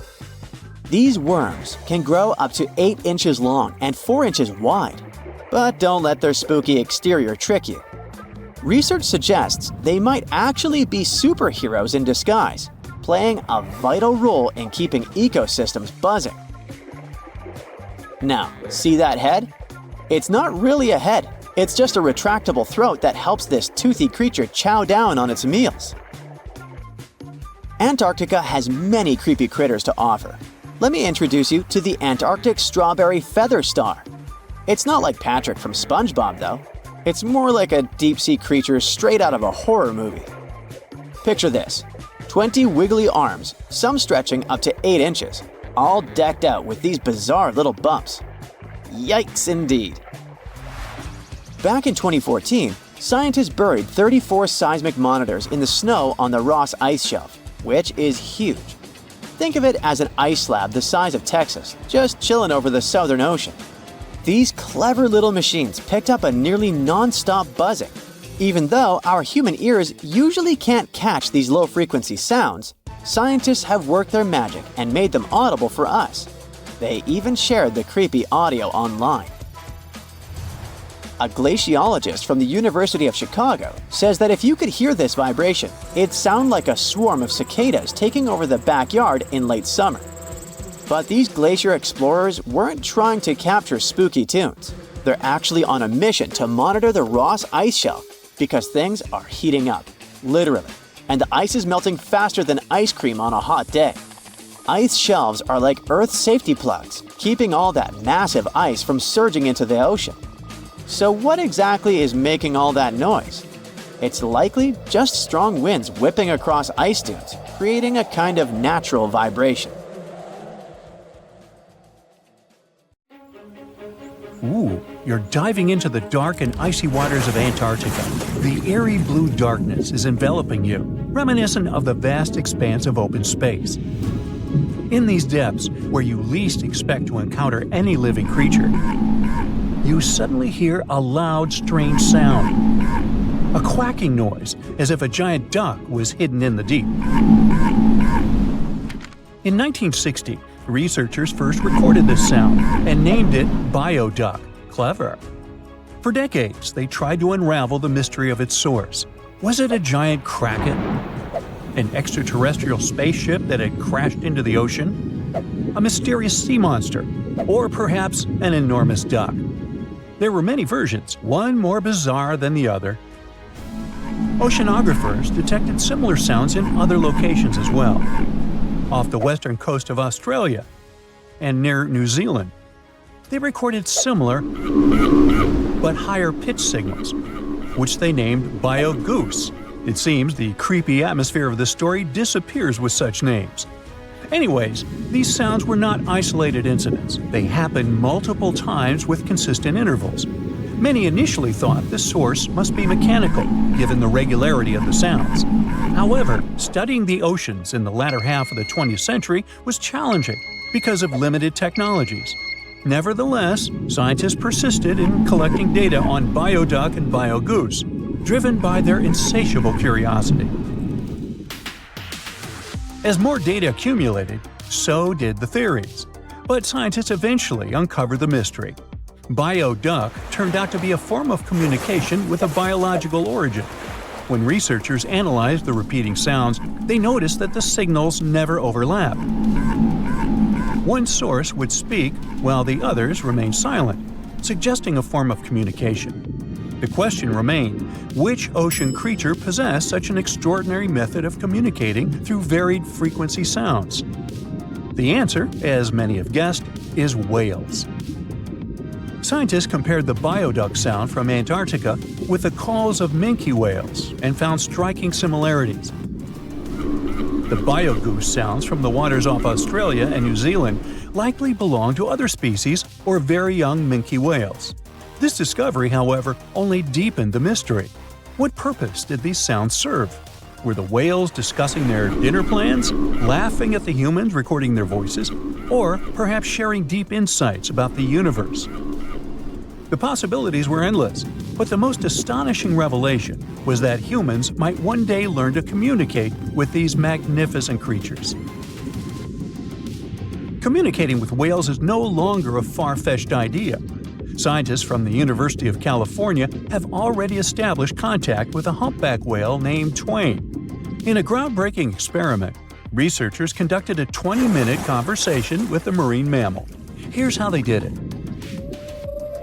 The specialists went on a marine expedition to the coast of Alaska, where they recorded the sounds of a group of humpback whales. Then they played these sounds through speakers, sending the signals back into the ocean. The recorded sounds resembled a greeting, like, "Hey, what's up?" but in the whale language. These greetings are used by whales to call each other or indicate their location. Now, soon after sending the signals, the researchers received a response. Twain approached the boat, circled it, and replied with a "hey" of its own.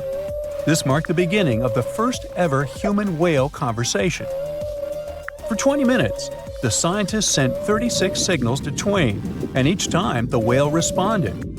Moreover, it waited for time intervals before answering.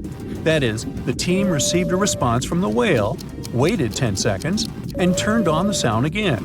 Researchers then waited 10 seconds and answered.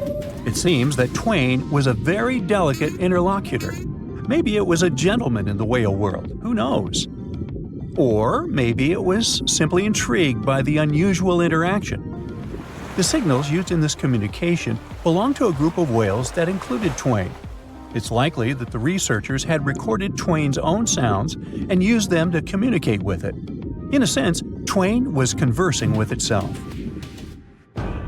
Now let's continue our journey and venture into the deepest oceanic trench on Earth, the Mariana Trench. A quick reminder, the Mariana Trench is a colossal chasm in the ocean floor, stretching over 1,500 miles south of Japan and reaching a depth of nearly 36,000 feet at its deepest point. To put that into perspective, the height of the Burj Khalifa, the world's tallest building, is like 1/10 of the Mariana Trench's depth. Now imagine this. In this deep, dark abyss, scientists recorded a strange sound.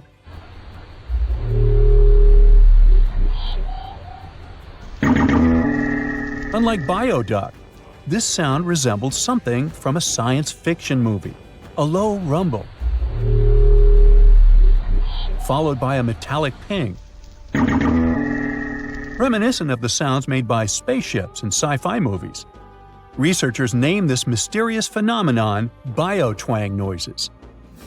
Scientists first detected this strange sound in 2014 during an acoustic survey of the Mariana Trench, and they quickly identified its source: whales, specifically Bride's whales. Using artificial intelligence, researchers analyzed around 200,000 hours of audio recordings from the ocean and found matches with a group of Bride's whales. Like other animals, these whales use sounds as a form of communication. Now, did you know what else was found at the bottom of the Mariana Trench? A plastic bottle. It's unlikely it was done by a kraken or a whale or some type of monster. Everything is simpler here. The bottle ended up there because of a human. But that's a topic for another video. Okay, let's deal with one more sound. No whales this time, just a mysterious sound in the loneliest place on Earth. This place is called Point Nemo, and that's why it's so lonely. Located in the South Pacific Ocean, Point Nemo is the most remote spot from any land. The nearest island is 1,450 nautical miles away. It's about the same long distance from land in all other directions. Moreover, here, there's almost no marine life, since few water currents reach this spot, and therefore few nutrients are supplied. In a sense, it's a water desert. And so, in 1997, oceanographers recorded a very strange and frightening sound coming from the depths in the area of Point Nemo.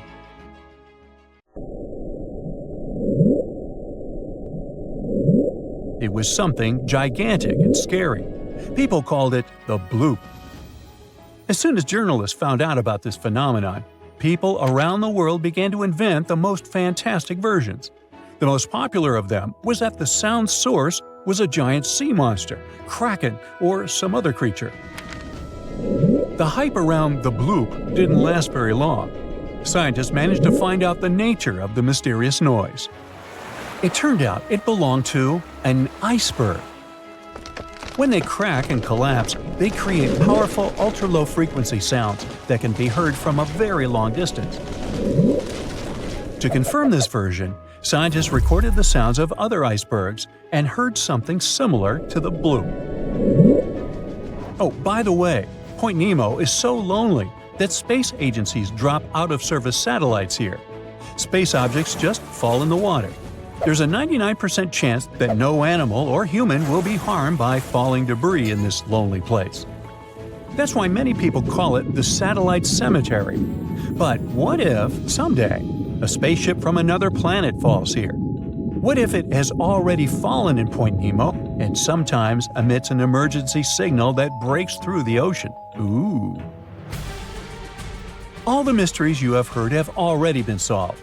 How about we end this video with a mystery that still baffles scientists? Meet Upsweep.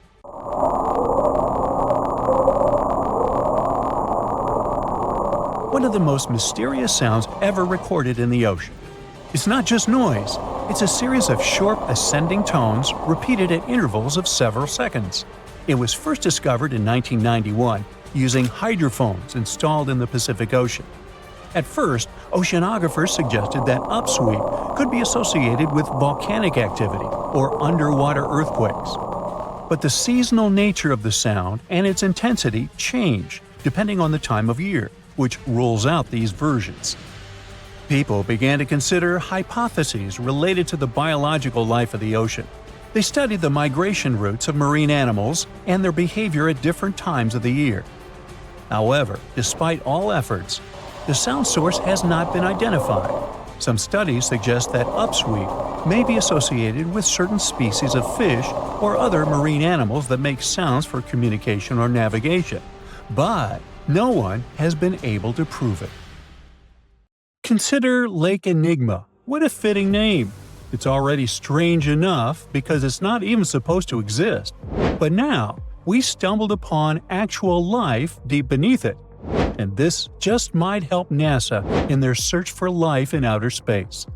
The lake lies deep in the icy heart of Antarctica, so it's not really a water pool like we're used to, more like a lake-like block of ice, or so we thought.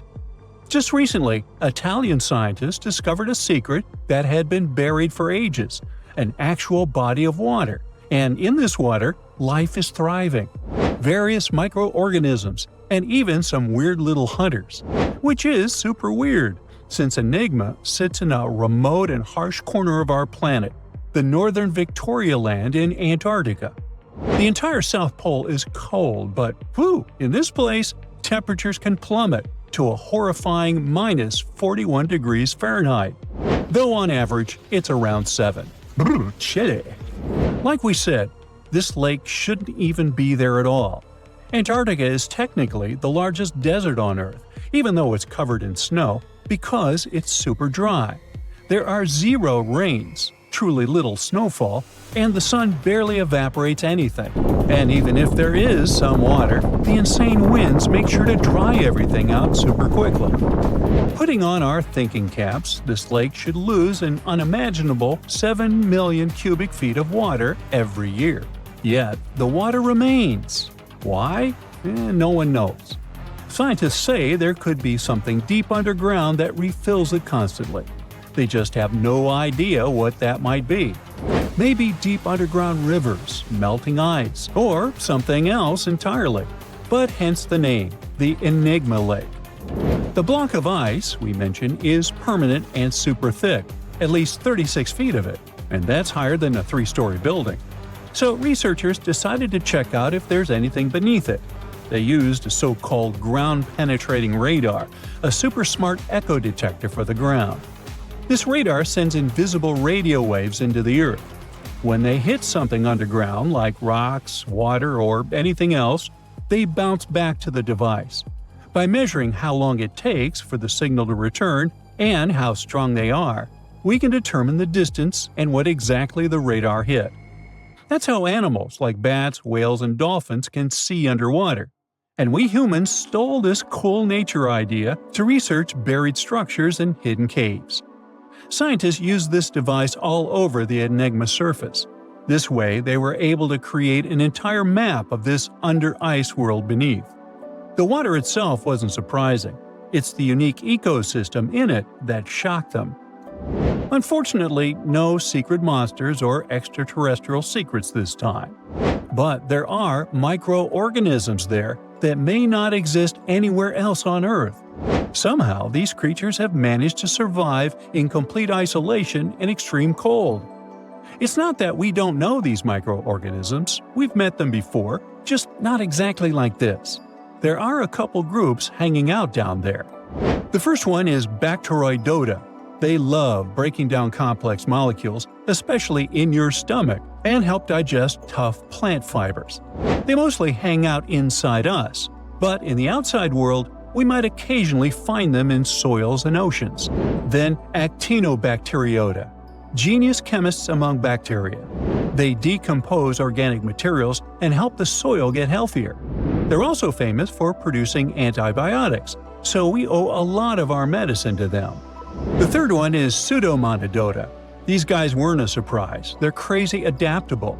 They can thrive pretty much anywhere, from soil to water to the human body. Some of them are good, helping plants grow and in nutrient cycles, but others can be opportunistic pathogens. Ooh, bad guys. But what is actually a surprise is that Lake Enigma has tons of passibacteria. They're ultra small even for microorganisms and can barely do anything themselves. So they prefer to live in symbiosis or be little parasites, relying on their hosts for nutrients and other necessities. All these little chompers might be ancient. They could be remnants of a time before the lake froze over completely, which is hundreds of thousands of years ago. It's simply weird to encounter these bacteria in the Enigma Lake, especially the little parasites. Passibacteria usually love low-oxygen environments, but this lake is very oxygen-rich, not even mentioning an almost 40 feet of ice above. So all this means that even though we know who these guys are, this specific species might be new to us. They could have evolved with some unique adaptations and abilities using the lake's unusual chemistry. They probably rely on a super simple and delicate food web. Some of the microorganisms produce energy from light, well, whatever light gets down there, or the lake's chemicals. The symbiosis guys most likely survive by living on or inside their neighbors. Yep, these microscopic creatures hunt each other. Nope, things can't be peaceful even in a place like that. If we find out what their secret to survival is, we might learn more about chemistry, medicine, and even extraterrestrial life. Because if life can endure such extreme conditions, then it can probably appear pretty much anywhere, including our closest neighbors, Europa or Enceladus, the moons of Jupiter and Saturn. They definitely hide oceans beneath their frozen surfaces, and now there's a very high chance there might be some life there. Antarctica must be the closest thing we have to extraterrestrial exploration before we actually land on other planets. It's full of hidden mysteries and surprising creatures. Even outside of Lake Enigma, the South Pole harbors life. Just take the McMurdo Dry Valleys, which are often referred to as Earthly Mars. These are among the most mysterious and extreme places on our planet. They're stretching across Victoria Land in Antarctica, and this is one of the driest places on Earth. Makes sense if you remember the name. Surprisingly, unlike other parts of the South Pole, this land is almost entirely devoid of snow and ice, just lots of super cold ground. There might even be some sand dunes nestled here and there between the rugged mountains. The ground is mostly covered in loose gravel, scattered with ancient rocks made of granite, and something interesting called gneiss, just spelled differently. It's the type of rock that's been through a lot, literally. It's usually born when granite and sedimentary rocks have to endure insane pressure or horrifying heat for a while, a process called metamorphism. These conditions are so intense that they literally rearrange the minerals into layers. That's why gneiss has such beautiful foliated looks. It's the planet's version of baking a layered cake. It's amazing because this place is almost exactly the way it was millions of years ago. These valleys are frozen in time, and they give us a little glimpse into Earth's distant past. And that includes life. Once again, local winds are absolutely terrifying gusts of cold air racing downhill, and they evaporate snow faster than it can even melt. So, logically, you shouldn't find much water here, not even mentioning life. But somehow, you can still stumble across frozen lakes and saline ponds in the dry valleys. And local life stretches all reason and our understanding of biology. It exists inside the rocks themselves. Microorganisms are hidden in slightly moist cracks and crevices. Deep inside, there's endolithic bacteria. These guys are super chill. Instead of moving around like other microorganisms, they always stay put inside their little rocky homes. How do they survive? Through photosynthesis. Just like plants, they take teeny tiny parts of light that gets in crevices and acts like little solar panels, getting energy from the sun. Meanwhile, in another place, beneath the Taylor Glacier, there's bacteria that literally doesn't eat anything. Not comfort, not sunlight, not even oxygen. These guys rely on a diet of dusty rocks and sulfur to fuel their weird metabolisms. By breaking down sulfur and iron, they get energy to sustain themselves. This way, they easily survive in deep seas at sub-freezing temperatures, completely cut off from sunlight, oxygen, and the world itself. This place is fascinating for both its life and the lack of it. In some parts of the valleys, like University Valley, yes, that's what it's called, the permafrost is so harsh that no microbes were found at all. This might be one of the only places on Earth where life appears to be completely absent, a quite scary idea. Anyway, now scientists are thinking about learning more about Lake Enigma and drilling this Mars-like environment, exactly for that reason, to see how we could get samples from Mars in the future. You're down in one of those polar seas where the Binnacle, eerily called the Finger of Death, is born. It's a strange, almost otherworldly place, the deep ocean, where light barely reaches. Everything down there seems to have adapted to survive in darkness and intense cold. But even those truly hardy creatures aren't ready for what a Binnacle can do. When that briny, super-cooled water starts dripping down, a ghost story begins. The formation of these brinnacles is a fascinating process, like an underwater science experiment happening in real time. We know that when seawater freezes, it doesn't freeze like fresh water. Because of all the salt in it, it has to push out impurities to form the pure ice that floats at the top. This means the salty water, or brine, ends up trapped in channels and pockets within the ice. When it sees the light of day for the first time, a brinacle resembles a pipe of ice reaching down from the underside of a layer of sea ice. At first, a brinacle is very fragile and its walls are thin. But the continuous flow of colder brine supports the growth of the brinacle. It also prevents it from melting. Otherwise, this process would be inevitable, caused by the brinacle's contact with less cold surrounding water. As the ice accumulates and the walls become thicker, the brinacle becomes more stable. Over time, the brine trapped inside gets squeezed out through tiny cracks, dripping down in this cold, heavy plume. Once that cold brine starts flowing downward, it begins freezing the seawater around it into a sheath of ice. That's why, instead of melting as it hits the water below, it forms this icy casing that protects it, helping it grow longer and stronger. The brinacle keeps moving forward inch by inch, and this crazy downward spiral is almost unstoppable. And when it touches down on the seafloor, that's when the trouble begins for anything living nearby. Imagine being one of those creatures on the seafloor, maybe a sea star or an unsuspecting urchin just trying to make it through the day. And all of a sudden, you see this icy tentacle nearing you. It isn't just some cold water coming down. It's basically a net of ice moving down and spreading out. There's no escape, no way to predict its coming, and no chance for survival. It's a slow-motion natural disaster in action. When a brinacle reaches the seafloor, it continues to accumulate ice while the surrounding water freezes over. The brine keeps traveling across the seafloor in a downslope direction. Once it reaches the lowest possible point, it stops and pools. But don't let the danger distract you from how beautiful brinicles are. Well, in their own creepy way. They look like something you'd see in a dream. Elegant, twisting ice tubes reaching down, perfectly symmetrical, and totally random. Filming a brinacle is no easy task because they're delicate when they first form. Just the motion from a nearby current or a sudden change in temperature can snap them off, ending the show before it really starts. So, scientists who managed to capture brinicles on film in 2011 actually got incredibly lucky.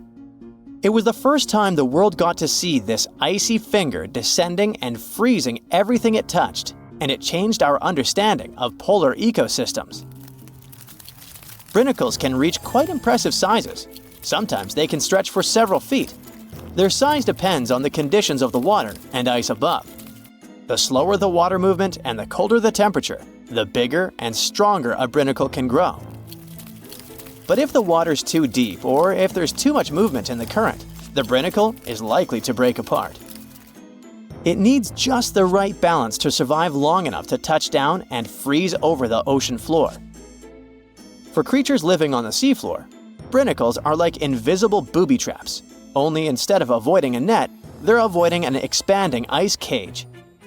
Starfish and sea urchins might not have big brains, but they have a basic survival instinct to crawl away from danger.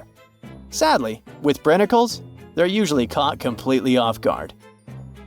One second they're minding their own business, the next, an icy sheet is closing in around them, trapping them where they are and freezing them almost instantly. It's hard not to feel sympathy for these creatures, right? You watch footage of a brinacle in action and you see a starfish just stopping. One moment it's moving slowly along the sand, and then it's frozen in place, totally helpless. It's like watching a train wreck in slow-mo. Luckily, brinicles present danger only to smaller marine life forms like sea urchins and starfish. Bigger animals like seals or whales, or humans who happen to go diving in the ocean at the frigid poles, brinicles are totally harmless. At the same time, for scientists, this tough natural phenomenon offers a fascinating insight into how life adapts, or fails to adapt for that matter, in extreme environments.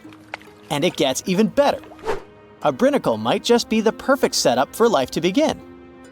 Researchers are now looking at these super salty ice tubes as not just fatal traps, but potentially as sources of life. This theory isn't just science fiction, it's rooted in actual research. Here's how it goes. The brine channels in sea ice are full of tiny, confined spaces. Those are exactly the kind of places where chemicals can get trapped, concentrated, and start interacting in interesting ways.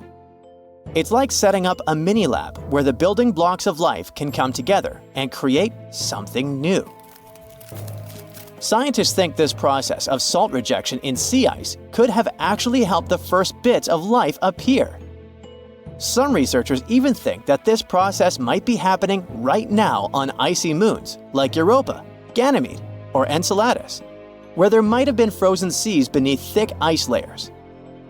Just imagine it, brinicles forming in other worlds of our solar system, laying down the foundations for extraterrestrial life, and all thanks to the same icy process that creates these fingers of death here on Earth. One way scientists describe brinicles is by comparing them to chemical gardens. Have you ever done one of those experiments where you mix metal salts into a solution and watch them produce plant-like structures? Well, you can observe a similar chemical process when a brinicle is in action. In the cold, saline-rich brine of a brinicle, certain reactions could kick off to create amino acids or other building blocks of life. It's wild to think that something so dangerous could have also helped shape our world, or could be creating other forms of life elsewhere. In both cases, whether on Earth or another planet, these icy chemical reactions might be the first step toward the formation of simple life forms. It's a kind of alchemy, where ice and salt water mix to create something more than the sum of their parts. This is one reason why scientists are so eager to study brinicles. Each one could hold a tiny clue about how life begins, survives, or fails under extreme conditions. Something as mesmerizing and weird, but at the same time simple as brinicles, hints at bigger questions. How did life start on Earth? What are the conditions needed for life to survive in extreme environments? Could icy structures like these exist in other parts of our solar system or beyond, creating similar conditions that might one day give rise to alien life?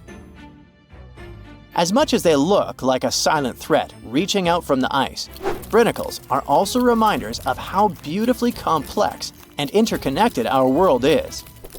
They may seem like simple fingers of ice, but they hold secrets that touch on everything from ecology to chemistry, to the origins of life itself. So next time you hear about the ocean, remember that deep below in the darkest, coldest waters, something incredible and a little bit terrifying is happening right at this moment.